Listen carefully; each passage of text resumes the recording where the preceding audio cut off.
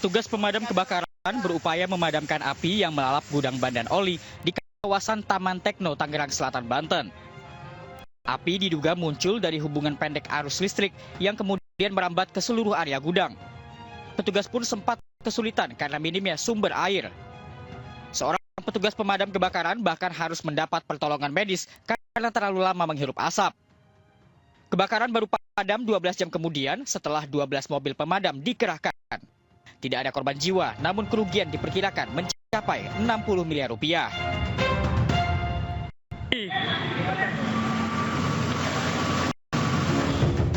Sebuah minibus di Kecamatan Wonosalam, Demak, Jawa Tengah terbakar saat mengisi bahan bakar di sebuah SPBU. Dari rekaman CCTV terlihat api tiba-tiba muncul dari dalam mobil saat sedang mengisi bahan bakar. Saat mobil terbakar, sang supir masih duduk di belakang kemudi, sementara satu penumpang lainnya berdiri di dekat mobil. Akibatnya, supir dan penumpang mobil mengalami luka bakar serius dan dievakuasi ke rumah sakit. Kebakaran mobil diduga akibat korsleting dari kelistrikan mobil. Masih dari Anyu Center, Jakarta, pemirsa, Herman tersangka kasus pencabulan anak di bawah umur resmi dilantik sebagai anggota Dewan Perwakilan Rakyat Kota Singkawang. Ya, ini padahal sebelumnya Gede dan pemirsa, Herman sudah ditetapkan sebagai tersangka. Kemudian mangkir dari panggilan polisi dengan alasan sakit. Lah, kok bisa? Kok bisa? Emang dilantik. Boleh?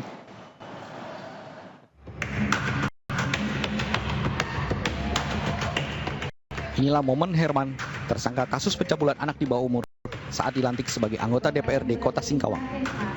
Herman mengikuti seluruh rangkaian pelantikan dengan didampingi keluarga dan kuasa hukumnya. Sebelumnya, Herman sudah ditetapkan sebagai tersangka oleh Polres Singkawang atas kasus dugaan pencabulan anak di bawah umur. Kuasa hukum Herman, Akbar Hidayatullah, menyatakan kliennya sedang mengalami pembekakan jantung sesuai dengan hasil pemeriksaan dokter dari Rumah Sakit Harapan Kita. Pihaknya juga membantah kliennya melakukan perbuatan asusila tersebut dan keberatan atas penetapan status tersangka. Kami keberatan bahwa ini penyidikan tidak profesional, kemudian tidak status tersangka tidak cukup bukti dan prematur. Kami dalilkan begitu di GPK. Sebelumnya, Herman telah dilaporkan oleh orang tua korban didampingi LBH Raka pada bulan Juli 2024 lalu di Mapolres Singkawang. Penetapan tersangka ini sudah melalui pemeriksaan keterangan korban, saksi ahli hingga hasil visum dan gelar perkara. Penyidik untuk menetapkan ataupun menaikkan status saksi menjadi tersangka terhadap inisial HA tersebut.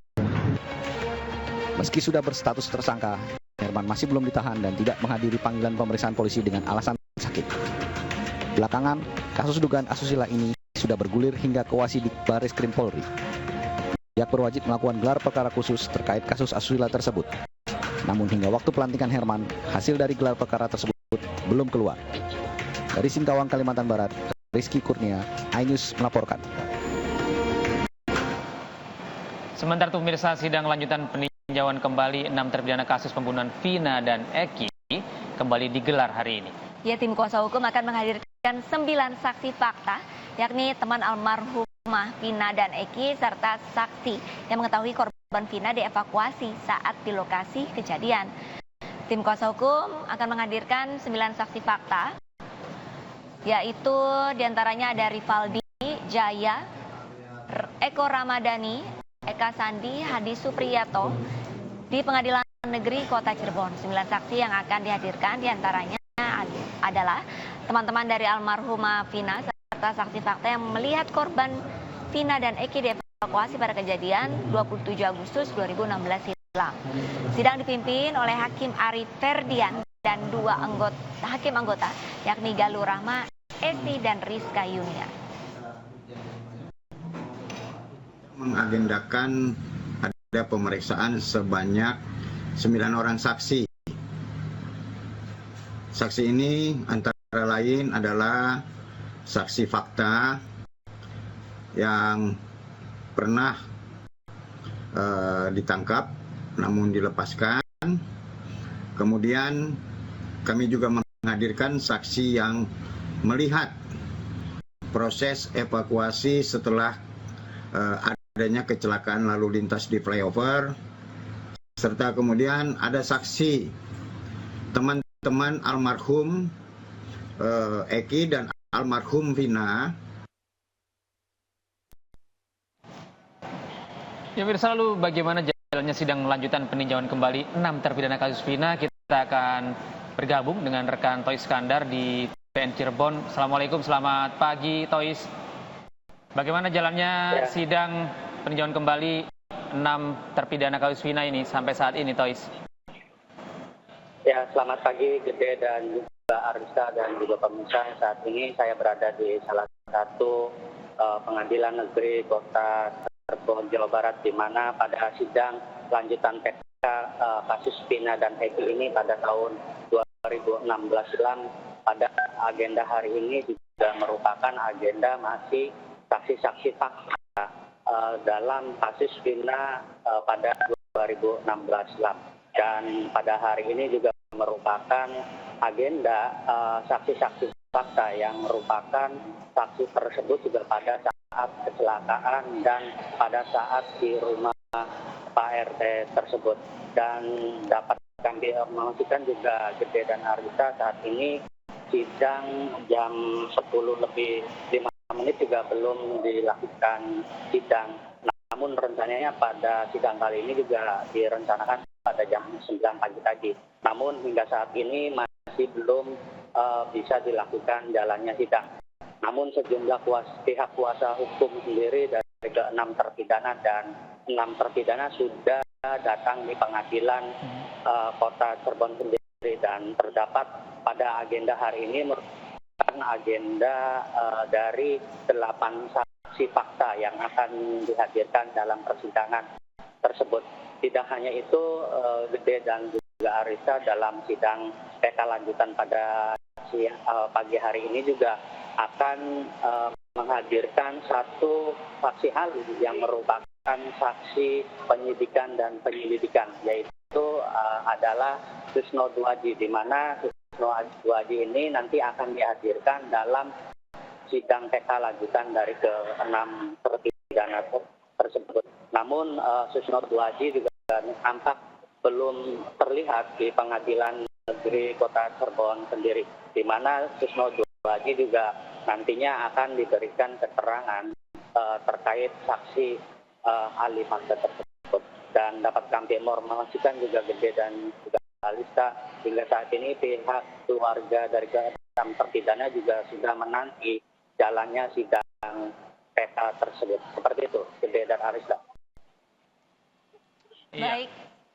Baik, terima kasih banyak atas laporannya Tois Iskandar langsung dari Pengadilan Negeri Cirebon. Kami masih akan terus memantau perkembangan untuk sidang PK ya, dari 6 terpidana kasus Vina dan Eki. Selamat bertugas kembali. Iya, selamat bertugas kembali Tois. Selamat pagi, assalamualaikum.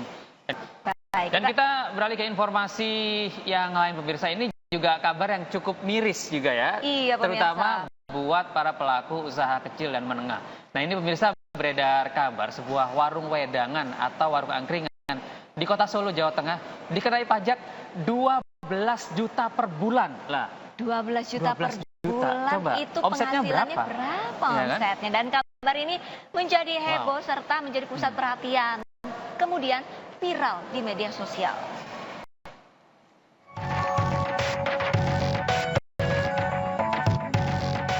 Inilah warung wedangan jebuk yang berada di Jalan Ronggowarsito, Solo, yang mendadak menjadi pusat perhatian. Warung yang buka 24 jam ini berada tidak jauh dari RSPKU Solo. Warung yang menyediakan aneka makanan seperti nasi kucing, nasi tumpang, soto rawon hingga beraneka ragam camilan seperti gorengan dan sate selalu didatangi pembeli. Di samping harganya yang terjangkau, lokasi yang strategis di pusat kota membuat warung ini menjadi pilihan konsumen. Pemilik warung wedangan Rahmat Wahono mengaku kaget saat usaha miliknya dikenai pajak 12 juta per bulan. Usai menerima panggilan dari Pemkab Solo yang ditujukan kepada anaknya untuk mengisi formulir bermaterai yang isinya dikenakan pajak sebanyak 12 juta per bulan. Kita sebagai warga negara yang ingin bayar sudah ditarik pajak ya segitu aja. Kita sudah ya ngos-ngosan. Bermasalah nggak ya? Enggak, kalau 3 juta itu tidak masalah. Tapi kalau 12 juta kita berontak.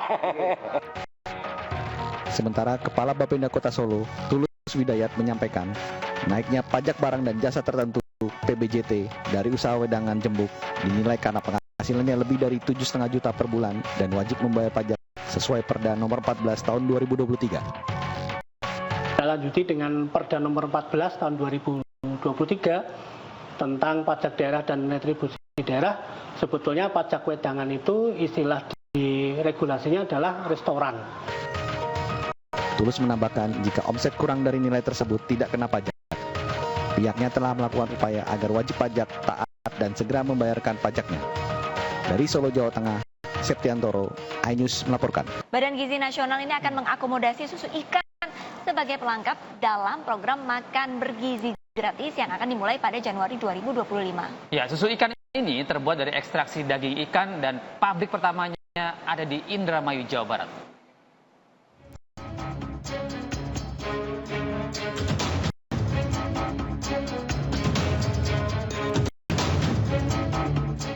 Kepala Badan Gizi Nasional Dadan Hindayana menyebut susu ikan bisa menjadi menu tambahan untuk melengkapi kebutuhan gizi anak, terutama dalam program makan bergizi gratis. Namun susu ikan bukanlah sumber protein utama, tetapi bisa disesuaikan dengan bahan pangan lain yang tersedia di setiap daerah. Di daerah yang memang susunya mudah, bisa diisi dengan susu. Di daerah yang banyak telur, susunya kita bisa ganti dengan telur. Kemudian kalau di daerah yang banyak ikan, protein ikan mungkin bisa menggantikan atau bisa mengisi kelengkapan gizinya gitu, bukan menggantikan, melengkapi. Dan saya harus sampaikan bahwa itu protein ikan, bukan susu ikan. Karena ikan kan tidak punya susu kecuali lumba-lumba dan paus ya, itu yang mamalia menghasilkan susu. Tapi itu kan yang disebut dengan susu ikan itu sebetulnya adalah hasil hidrolisis dari ikan. Jadi itu sebetulnya protein ikan, bukan susu ikan. Susu ikan diwacanakan akan masuk ke dalam menu makan bergizi gratis sebagai pengganti susu sapi. Program unggulan yang digaungkan Presiden terpilih Prabowo Subianto. Susu ikan terbuat dari ekstraksi daging ikan. Penamaan susu ikan adalah branding dan merupakan inovasi produk turunan agar mudah dikenal masyarakat. Apalagi produksi susu sapi di tanah air ternyata belum mampu mencukupi kebutuhan susu nasional. Pabrik susu ikan pertama dibangun di Indramayu, Jawa Barat pada 2023. Dalam sebulan produksi susu ikan ini bisa menghabiskan 30 ton ikan. Tim Liputan iNews melaporkan. Ini susu ikan memang kerap kali diperbincangkan sama warga beberapa hari terakhir karena sebagai menu pelengkap dalam program makanan bergizi gratis dari pemerintah. Lalu seperti apa bentuk, rasa, dan kandungan gizi di dalam susu ikan? Berikut informasi. Pemirsa, sudah tersaji di depan saya susu ikan. Susu ikan ini tadinya dalam bentuk bubuk, kemudian diseduh dan memiliki beragam varian rasa. Kali ini saya akan mencoba varian rasa stroberi.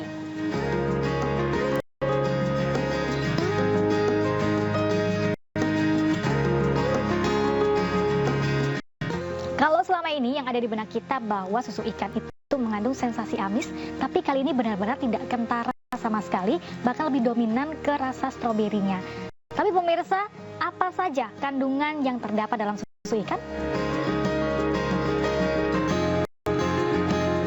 Susu ikan diklaim memiliki sejumlah keunggulan, di antaranya adalah tinggi DHA, tinggi omega 3 dan 6 yang baik untuk perkembangan otak, tinggi protein yang baik dan mudah dicerna oleh tubuh, bebas alergi, dan harganya lebih murah dari susu sapi.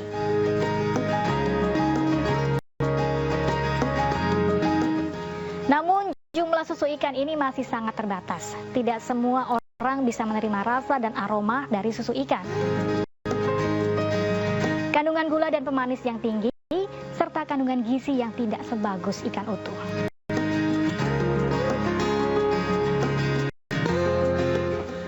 Dalam satu gelas susu terdapat 5 hingga 6 gram protein.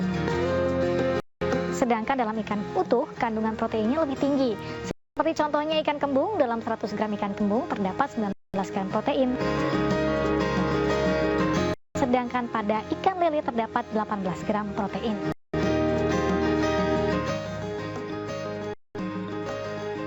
Pada prinsipnya pemirsa, makan makanan asli atau real food. Jangan lupa juga untuk makan dengan menu seimbang dan bergizi lengkap setiap hari agar tubuh tetap sehat dan kuat. Dari Jakarta, Galuh Pandu, Jemi Jasin, iNews melaporkan.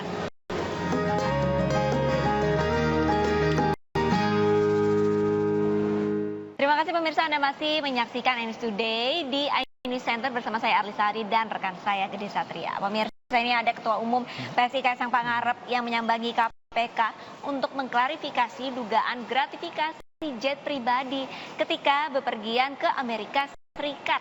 Ya, ini Kaisang mengaku hanya menebeng pesawat milik temannya. Siapakah dia?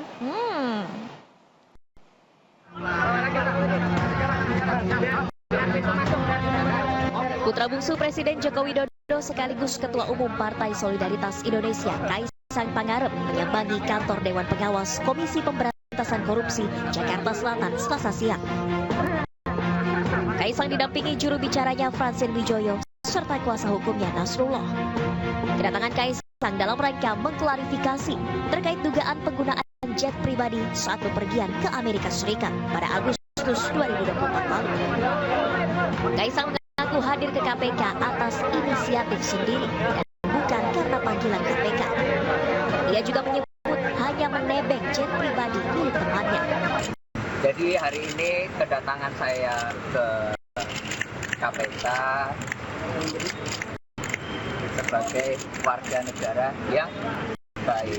Saya bukan penyelenggara negara, saya bukan pejabat.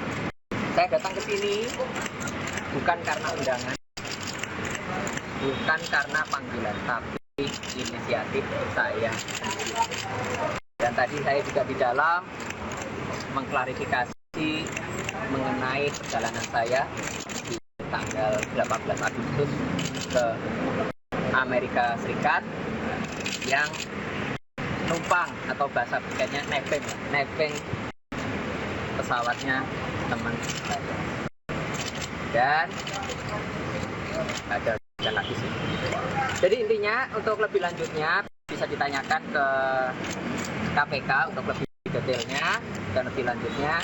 Mas Kaisang ini atas inisiatifnya pribadi, beliau datang ke KPK untuk menyampaikan atau mengklarifikasi terkait dengan keberangkatannya ke Amerika Serikat yang sebenarnya menumpang ya atau nebeng gitu kan tadi istilahnya ya, nebeng pesawat temannya, pesawat pribadi, dan kemudian juga dalam hal ini kan Mas Kaisang juga sebagai warga negara yang baik dan taat hukum tadi melakukan konsultasi dengan KPK bagaimana sebaiknya dugaan gratifikasi ini ditindaklanjuti atau disikapi.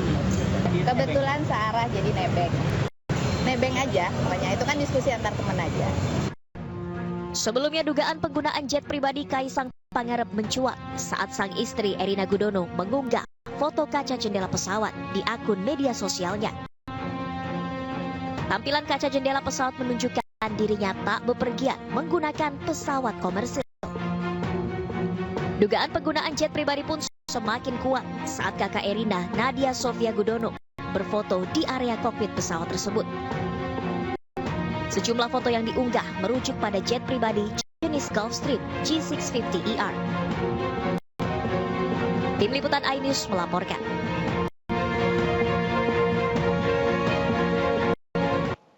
Ya pemirsa, juru bicara KPK Tessa Mahardika akan menganalisa dugaan gratifikasi jet pribadi putra bungsu Presiden Joko Widodo, Kaisang Pangarep. Ya, sementara itu Presiden Joko Widodo yang juga orang tua Kaisang ini kembali menekankan semuanya sama di mata hukum. Direktur gratifikasi ini kan sifatnya pasif ya.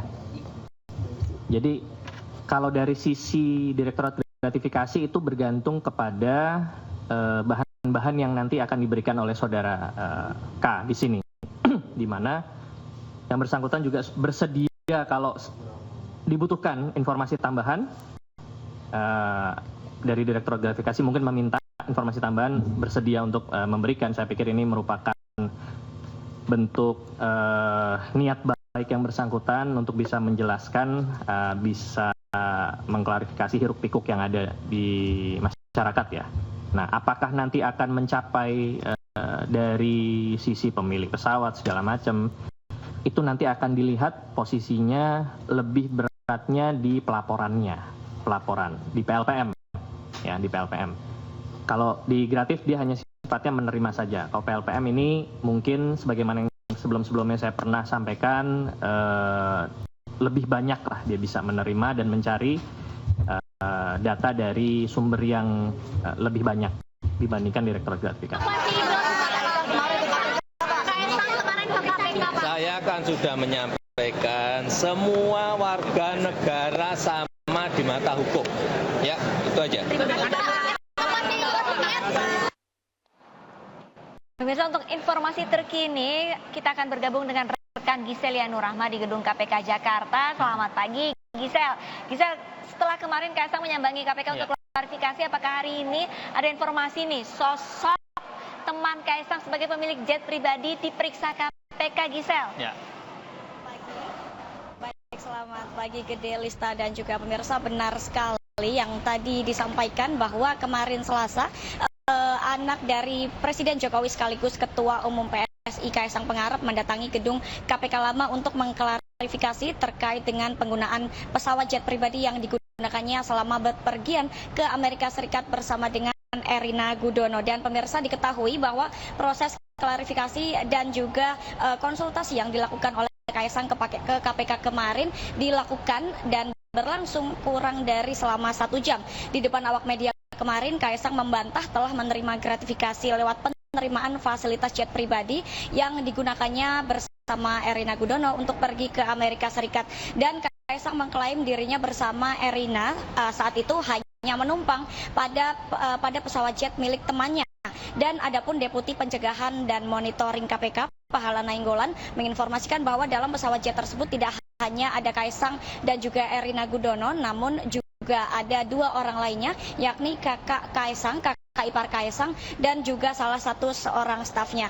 Pahala Nainggolan kemarin juga menyampaikan bahwa dugaan gratifikasi pesawat atau dugaan gratifikasi Kaisang kemarin mencapai 360 juta rupiah apabila dikonversi dari fasilitas yang diterima ke bentuk uang rupiah, yang mana artinya sekali perjalanan untuk 1 orangnya sudah menghabiskan biaya mencapai 90 juta rupiah. Dalam hal ini pemirsa, KPK memiliki waktu selama 30 hari untuk menganalisis keterangan yang diberikan oleh Kaisang. Sementara itu KPK juga tidak merinci secara detail siapa yang menjadi atau siapa yang memberi tumpangan jet pribadi ke Kaisang. Namun Kaisang menyampaikan dan hanya mengungkapkan inisial temannya adalah Y. Dan terkait sosok Y ini pihak KPK masih akan terus mendalami siapa, apa latar belakang Y dan juga seperti apa kepemilikan jet pribadi yang digunakan Kaisang. Sementara itu pemirsa, di gedung KPK Merah Putih tempat kami melaporkan saat ini, kami belum mendapatkan informasi lebih lanjut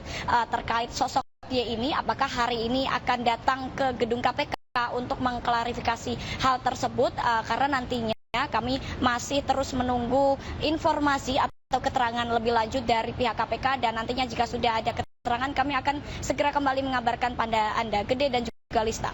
Ya, baik, terima kasih Gisel atas informasi Anda. Selamat bertugas kembali dan kami akan terus memantau perkembangan terkini dari KPK. Dan kita beralih ke informasi berikutnya. Pemirsa, dalam program Rakyat Bersuara News TV, pakar telematika Roy Suryo tidak setuju dengan diksi nebeng yang dikatakan Kaisang saat menaiki jet pribadi milik pengusaha ke Amerika Serikat. Sementara pakar hukum tata negara Andi Asrun ini bersikeras menyebut bahwa Kaisang Pangarep nebeng pesawat jet pribadi milik teman sekaligus pengusaha di Indonesia. Dia nggak bisa bedain antara nebeng sama minjem. Oke. Iya kan? Sekarang tadi, contoh tadi yang saya sampaikan. Kalau ada seseorang punya motor, misalnya Mas Aiman punya motor, ya. Terus saya datang, Mas, aku aku mau naik motornya nih. Oh, silahkan nebeng. Setelah saya naik, Mas Aiman nggak naik motor itu. Orang lain sudah naik motor itu. Itu saya nebeng atau minjem? Iya. Iya kan? Jadi dia pun nebeng harus ada yang pemiliknya ikut. Betul, dia nggak bisa dia pun nggak bisa memilih diksi yang benar. Oke, kita bongkar. Ya. Jadi pemilik pesawat tersebut adalah Gang Y. Oke, itu yang pemilik marketplace pemilik itu. Shopee, pemilik Arena. Dan Anda pastikan bahwa Gang Y itu tidak berada di pesawat itu. Tidak ikut. Yang berada dalam pesawat itu 4 orang penumpangnya. Karena pesawat itu... Oh, Anda tahu nih 4 orang? 4 orang. Boleh Anda sebutkan? Satu Kaisang. Ini kalau Anda salah, Anda bisa digugat loh nih. Oh iya, satu Kaisang Pangarep. Ini kan narasumber media. Gak apa-apa, satu Kaisang Pangarep. 2 Erina Gudono. 3 kakaknya Erina yang cewek. Yang ada fotonya dia lagi megang stroller yang harganya 21 juta itu. Ya, tuh. Nah, satu lagi ADC. ADC itu staff sekaligus pengawalnya mereka. Artinya apa? Pesawat itu tidak benar. Sekali-sekali saya tegaskan di sini. Tidak benar kalau itu nebeng. Jadi tidak ada temannya yang disebutkan. Tidak ada teman yang disebut. Temannya namanya Gang Y. Gang Y bentar. ikut. Kan bisa aja nebeng teman. Misalnya begini. Ini oke. Pada saat berangkat mungkin nggak ada. Pada saat di Amerika temannya ikut. Karena pesawat itu sungguh mau jemput si temannya. Itu kan bisa. Ya itu kan dia nggak nebeng. Begini, kalau menurut saya ya. Ya benar, Prof. Bisa saja orangnya tidak ikut, ya kan? Tapi kan ada pilotnya. Lah kenapa harus ikut? Maksudnya gimana? Pakai aja. Misalnya gini nih. Pilotnya temannya gitu? Enggak. Itu namanya nebeng atau minjem pesawat. Ini kan masalah serius loh ya. Ini profesor saja. Nebeng atau minjem, Prof? Mas, kalau minjem itu seperti Anda punya motor. Saya pinjem ya ke pasar Bo misalnya. Pinjem. Tapi kalau saya ngikut terus kemudian Mas, ini ada orang saya ngikut sekalian. Itu nebeng, bisa nebeng. Prof, tujuannya kan ke Philadelphia. Iya. Untuk mau menerusin mau melanjutkan beasiswa si Erina. Awalnya dia tidak ke Philadelphia dulu.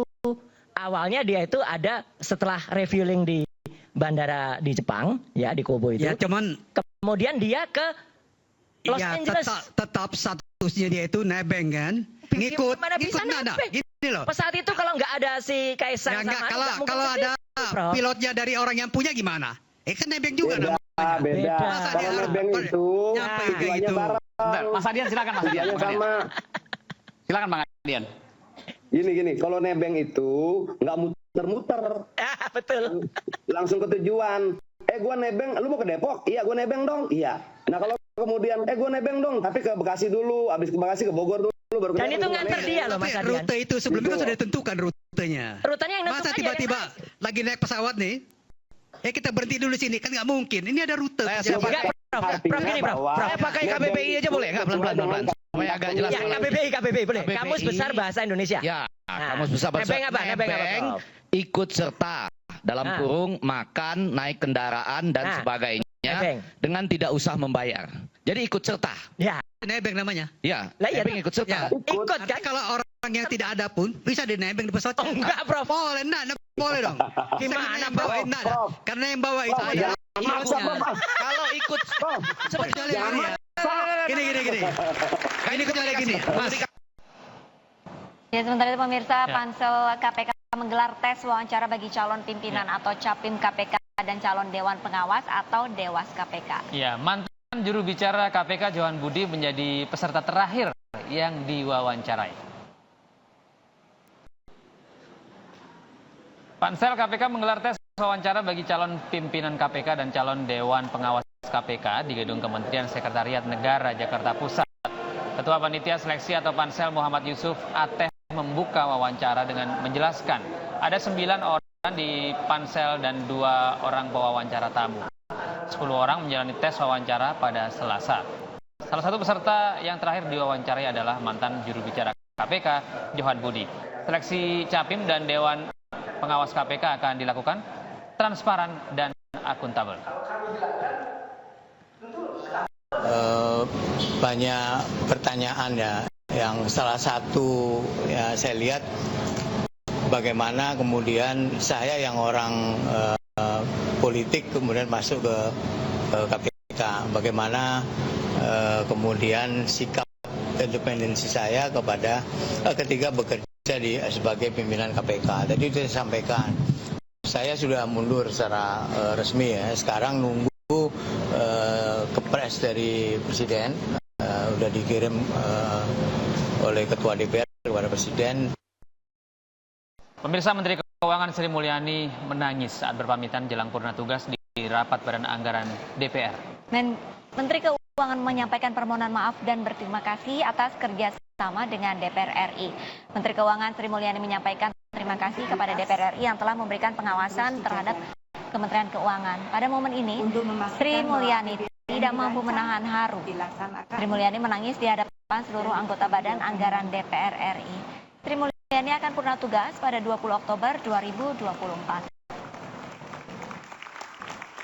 Dengan profesionalisme dan integritas yang terus dijaga untuk memastikan bahwa APBN dirancang, dilaksanakan, dan dipertanggungjawabkan dengan baik. Saya berharap semua kontribusi dan dedikasi ini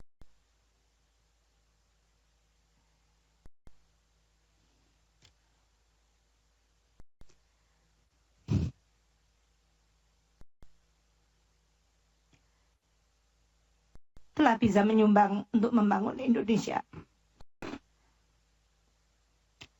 Terima kasih kepada semuanya. Pemirsa, jumlah kementerian pada masa pemerintahan Prabowo Gibran diprediksi akan bertambah. Betul, beberapa kementerian ini pemirsa diusulkan untuk dipecah dan akan muncul nomenklatur kementerian terbaru.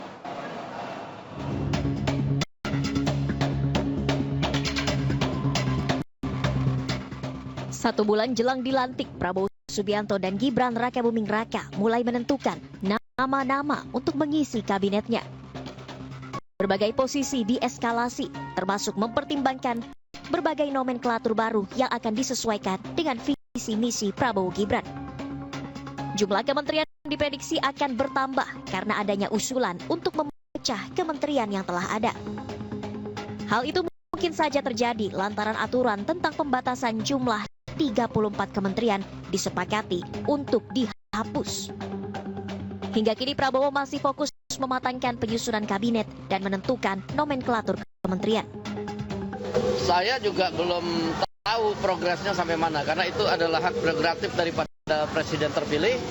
Nah, beliau pada saat ini memang berkonsentrasi untuk menuntaskan nomenklatur, menuntaskan jumlah, dan menuntaskan kriteria yang akan mengisi kabinet yang akan datang. Kriterianya apa aja sih, Bang?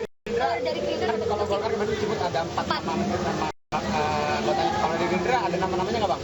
Ya, kalau dari Gerindra sudah ada nama-namanya, tapi mohon maaf belum bisa dipublikasi. Ada berapa dari Gerindra? Ya, dari Gerindra sedikit lah. Sedikit. Dari Gerindra semuanya alumni Taruna Nusantara, Bang? Ya, kan itu dinamis. Masih dalam penggodongan. Kendati belum dilantik, Prabowo hingga kini telah memanggil sejumlah tokoh yang dibidik menjadi pembantunya di kabinet nanti. Partai politik pengusung juga telah mengusulkan kadernya untuk menjadi calon menteri. Yang pertama, untuk penyusunan kabinet adalah hak prerogatif presiden terpilih. Jadi kalau kita ini jangan bertindak atau berkomentar melampaui batas kewenangan. Serahkan semuanya kepada Pak Presiden terpilih, Pak Prabowo. Mau berapa jumlahnya kita lihat aja.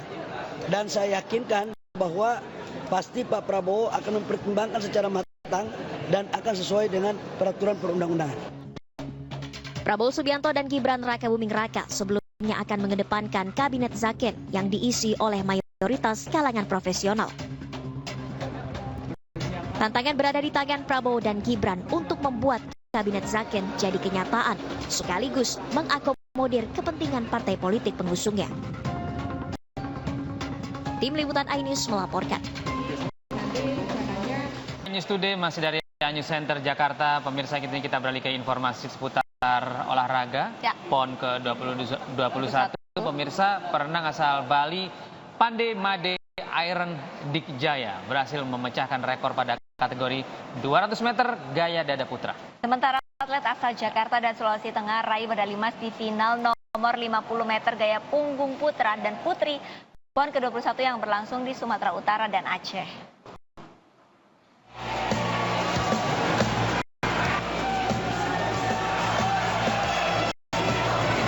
Dengan waktu 2 menit 16,76 detik, atlet renang asal Bali, Pandey Made Iron Dikjaya, meraih medali emas dan memecahkan rekor nasional. Iron Dikjaya unggul di kategori 200 meter gaya dada putra. Rekor sebelumnya dipegang Gagarin Nathaniel Yus asal Jakarta dengan waktu 2 menit 17,81 detik saat tampil di PON Papua.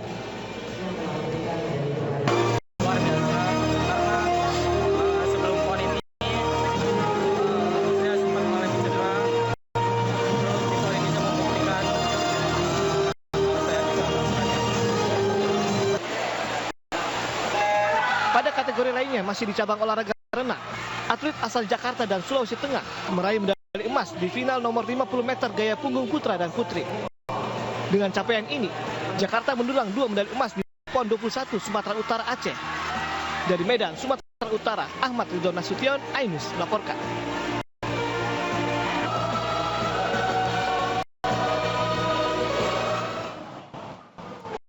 Oke pemirsa, kita ke informasi lain di mana Aceh Tengah yang dikenal dengan daerah penghasil kopi Arabica Gayo menjadi salah satu kabupaten di Aceh yang memiliki venue cabang olahraga Pekan Olahraga Nasional ke-21 Aceh Sumur. Iya, kesempatan ini tentu saja Lista tidak disia-siakan oleh kontingen dari berbagai daerah untuk menyeruput Arabica Gayo langsung dari daerah asalnya. Ngopi dulu Mas, ngopi dulu.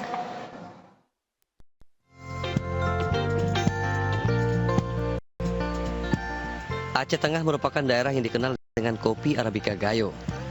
Ngopi selain sudah menjadi tradisi masyarakat Aceh pada umumnya, juga telah menjadi tren bagi siapapun yang datang ke dataran tinggi Tanah Gayo Aceh Tengah ini. Penyajian kopi pun kini lebih modern dan bervariasi dengan racikan yang disesuaikan agar disukai semua kalangan. Bagi para kontingen PON 21 yang mengikuti cabang olahraga di venue Aceh Tengah, tentu tidak menyia-nyiakan kesempatan menyeruput kenikmatan kopi Gayo yang telah mendunia. Minum kopi sembari melepas penat setelah seharian bergelut di arena pertandingan menjadi pilihan atlet dan ofisial dari berbagai kontingen. Seperti yang dirasakan atlet cabang olahraga triathlon Papua, tak hanya hawanya yang sejuk, kopinya nikmat, tetapi juga keramahan masyarakat membuat mereka nyaman selama di Aceh Tengah. Pengalaman saya selama di sini, masyarakat Takengon ini sangat welcome, terutama untuk kami para pendatang baru ya. Kami jalan aja tuh mereka bisa sapa, tidak seperti maksudnya daerah lain mungkin welcome, tapi tidak se-welcome di sini. Jadi kami jalan, halo, selamat datang, welcome di kampung kami. Jadi sangat luar biasa untuk antusias masyarakat Takengon. Selalu diajak foto. Kapan lagi kami bisa foto sama saudara kami yang dari Papua? Karena jauh kan, tidak bisa. Pas sampai di sini, setiap kami jalan atau di venue, selalu dimintai foto. Ya, itu yang buat kami sangat terkesan dengan Takengon secara khusus. Kopi Gayo bukan sekedar minuman, tetapi jembatan budaya yang menghubungkan masyarakat dan para tamu dari seluruh penjuru Indonesia. Dari Kabupaten Aceh Tengah, Yusradi Ainus melaporkan. Ya pemirsa, atap venue cabang olahraga menembak PON 21 Aceh Sumut di lapangan tembak Rindam Iskandar Muda Mate IE Aceh Besar ini ambruk, Mas. Betul, aduh, untungnya pemirsa tidak ada korban jiwa dalam peristiwa ini, namun akibatnya pertandingan harus ditunda hingga cuaca normal kembali.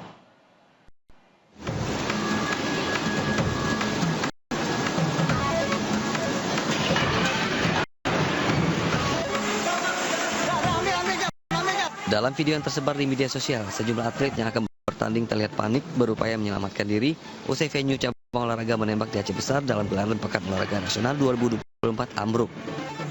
Beruntung tidak ada korban jiwa dalam peristiwa tersebut. Arena tersebut juga banjir hingga pertandingan running target 10 meter terpaksa ditunda. Sejumlah pekerja langsung dikerahkan untuk mengurangi air di dalam venue dengan membobol dinding agar air mudah keluar. Menanggapi insiden ini, Larap Kemayan Estu, Satker Pelaksana Prasarana Pemukiman Provinsi Aceh, bidang venue mengatakan kejadian tersebut di luar perkiraan. Pihaknya akan segera memperbaiki agar venue segera bisa dipergunakan kembali. Saya selaku Kasatker minta maaf atas kejadian ini, tapi memang secara perhitungan ini sudah melampaui prediksi. Jadi kemarin kami perhitungannya sampai di debit hujannya di 100 mm per jam. Sementara ini tadi pagi pas kejadian Amrol Talang, ini curah hujannya sudah di ekstrim di 156 mm per jam. Menyedihkan, sedikit ada roboh, sedikit bukan roboh ya, atapnya bocor di venue tembak, yang dimana dikarenakan hari ini terjadi cuaca ekstrim yang debit hujannya di atas 100. Tapi alhamdulillah saat kejadian itu tidak dalam pertandingan dan bukan tempat pelatihan atau tanding. Jadi itu adalah tempat atlet menunggu, dan sekarang sudah langsung proses perbaikan oleh PUPR. Sementara itu banjir masih terus mengenangi lokasi parkir serta arena tembak outdoor di beberapa bagian lain. Dari Aceh Besar, Taufan Mustafa, Ainis melaporkan.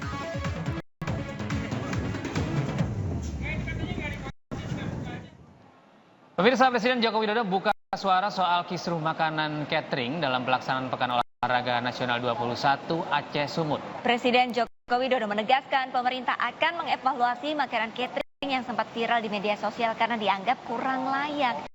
Presiden Joko Widodo menyebut pemerintah akan mengevaluasi terkait konsumsi untuk para atlet yang bertanding di Pekan Olahraga Nasional 21 Aceh Sumut. Jokowi menyampaikan penyelenggaraan kegiatan besar seperti PON 21 Aceh Sumut pasti memerlukan koreksi dan perbaikan. Menurutnya, setiap event besar pasti ada kesalahan yang terjadi. Penyelenggaraan PON 21 Aceh Sumut 2024 diwarnai dengan dugaan penyelewengan dana. Polri pun turun tangan untuk mendalami perkara dugaan penyelewengan dana tersebut. Nanti kalau semua yang berkaitan dengan kegiatan pemerintah selalu dievaluasi, kalau ada koreksi ya dikoreksi untuk perbaikan-perbaikan ke depan. Saya kira dalam event besar pasti ada koreksi, pasti ada perbaikan pasti. Baik masalah venue, baik masalah konsumsi, baik masalah akomodasi, semuanya pasti ada yang perlu kita perbaiki, perlu kita koreksi.